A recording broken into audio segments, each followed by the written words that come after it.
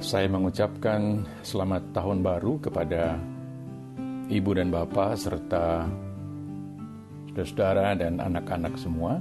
Selamat berjumpa kembali dalam doa malam bersama saya, Kantermanto Harjawasito.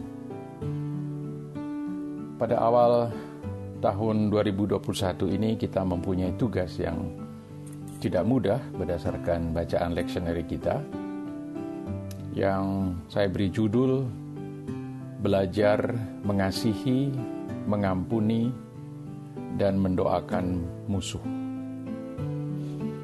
Kita awali dengan bersama-sama menyanyikan pelengkap Kidung Jemaat 241 bait yang pertama. Aku tahu kan hari esok, namun langkahku tegak, bukan surya ku harapkan, karena surya kan lenyap. Oh, tiada ku gelisah akan masa menjelang, ku berjalan serta Yesus, maka hatiku tenang. Banyak hal tak ku fahami dalam masa menjelang, tapi terang bagiku ini tangan Tuhan yang pegang.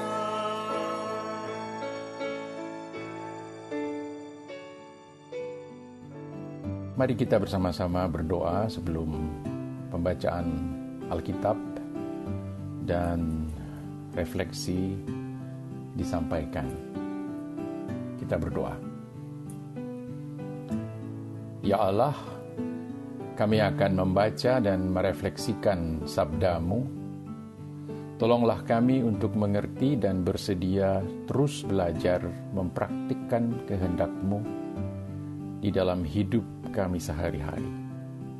Kami mohon dalam nama Yesus Kristus, Sabda yang telah menjadi manusia. Amin. Bagian Alkitab yang hendak kita baca diambil dari Lukas pasal 6 ayat 27 hingga 31. Sabda Yesus, tetapi kepada kamu yang mendengarkan aku berkata, kasihilah musuhmu, berbuatlah baik kepada orang yang membenci kamu, mintalah berkat bagi orang yang mengutuk kamu, berdoalah bagi orang yang mencaci kamu. Barang siapa menampar pipimu yang satu, berikanlah juga kepadanya pipimu yang lain.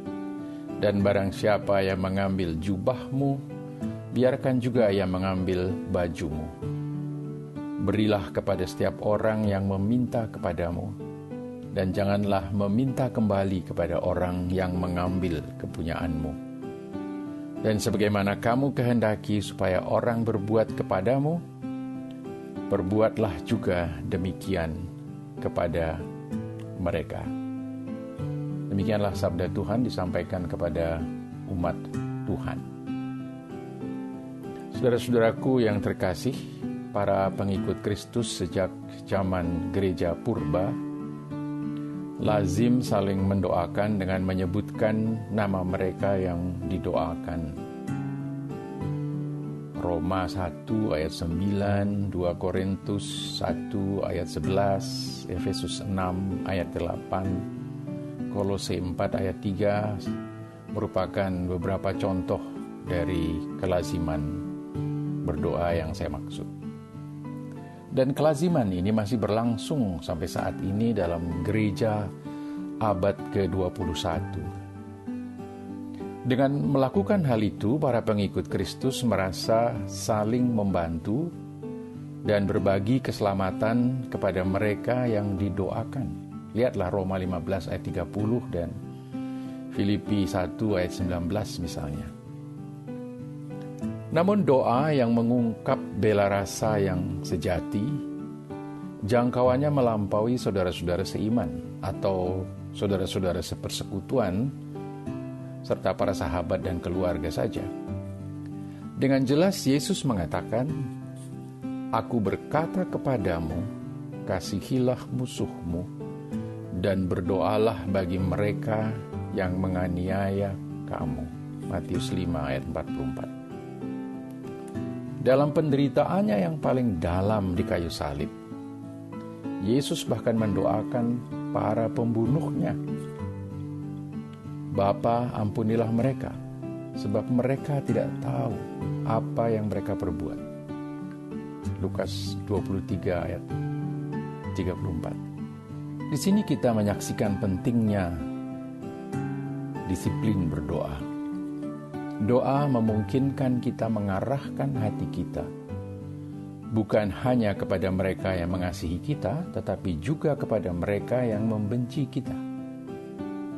Dan hal itu dimungkinkan hanya kalau kita bersedia menjadikan musuh kita bagian dari diri kita dan menyediakan kesempatan baginya untuk berubah, tetapi dengan mulai dari diri kita.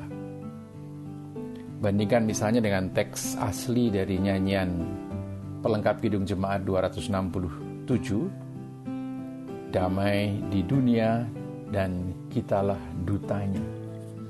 Teks aslinya lebih tegas.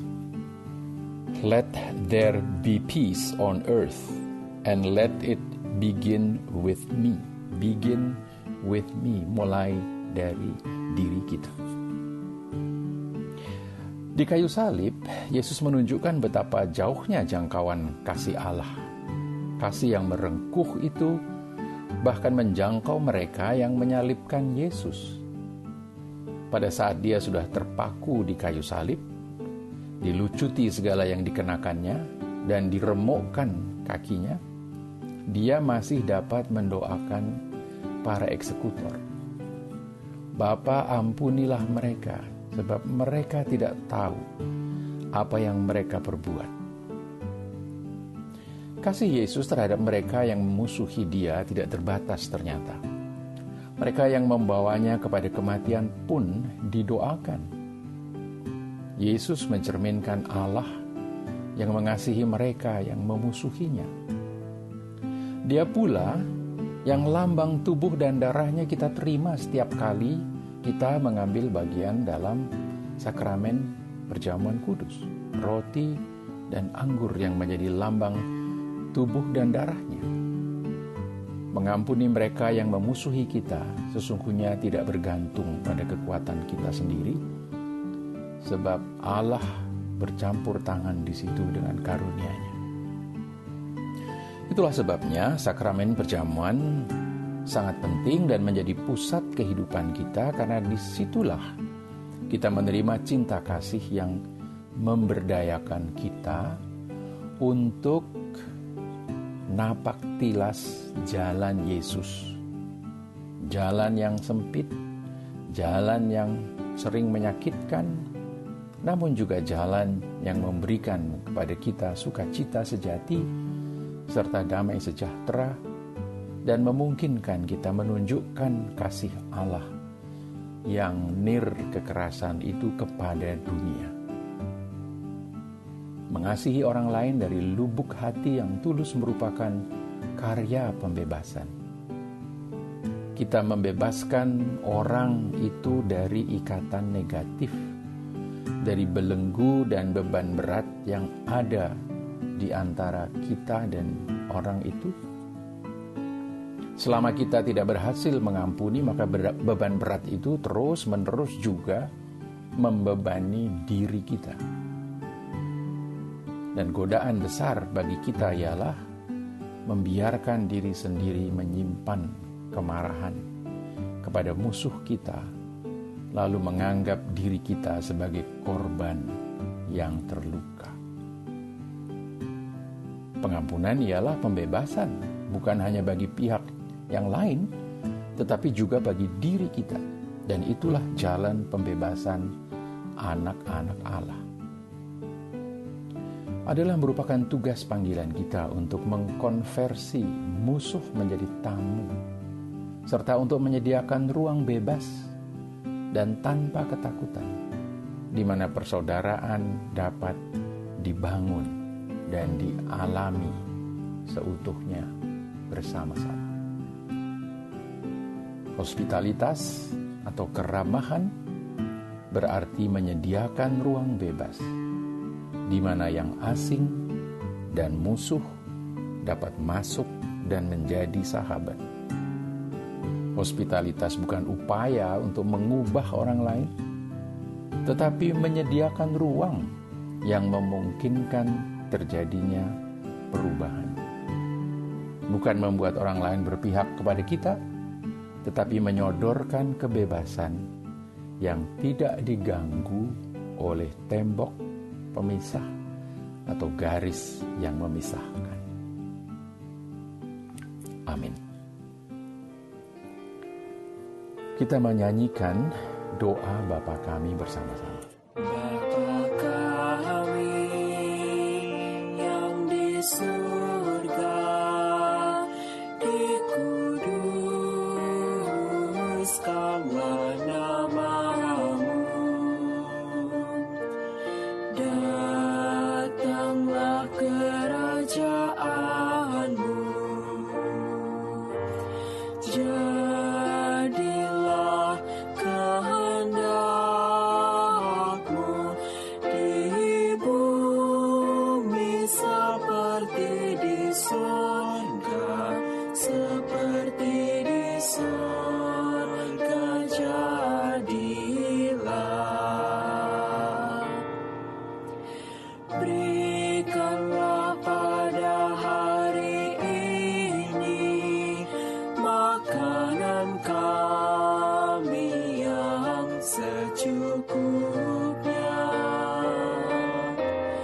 Ampunkan kesalahan kami seperti kami harus mengampuni, dan jangan bawa kami ke dalam pencobaan, lepaskan kami dari yang jahat, karena Engkau yang mempunyai kerajaan dan kuasa dan kemuliaan sampai selamanya.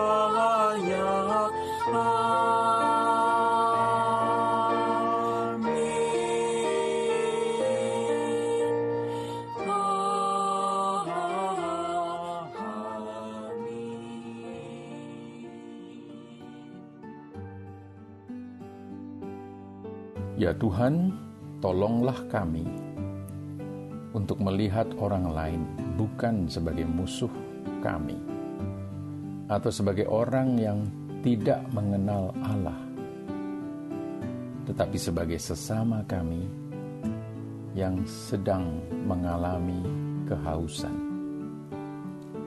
Berilah kepada kami keberanian dan bela rasa untuk berbagi air hidup-Mu itu kepada mereka. Sebab hanya itulah yang dapat memuaskan dahaga mereka yang dalam. Di dalam pengasihan-Mu, kami mohon.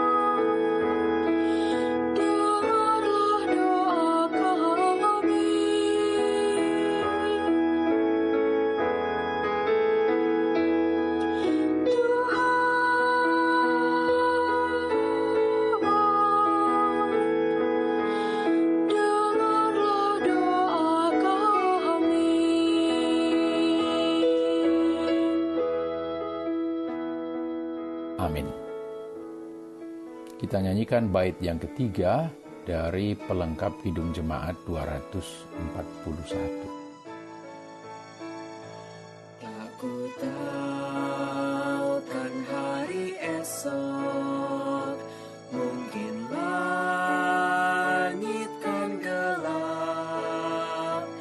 tapi Dia yang berkasihan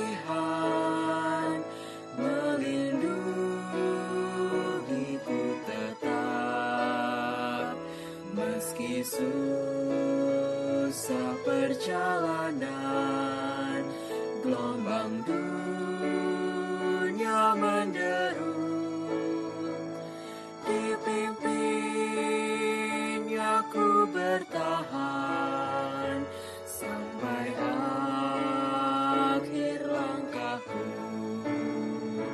Banyak hal tak ku fahami dalam masa menjelang, tapi terang bagiku ini tangan Tuhan yang pegang.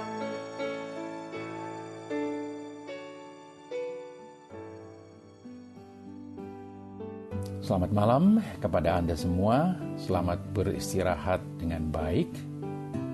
Kiranya esok pagi kita dibangunkan dengan segar dan semangat untuk belajar mengasihi dan mengampuni serta mendoakan musuh. Tuhan sertamu. Sekian.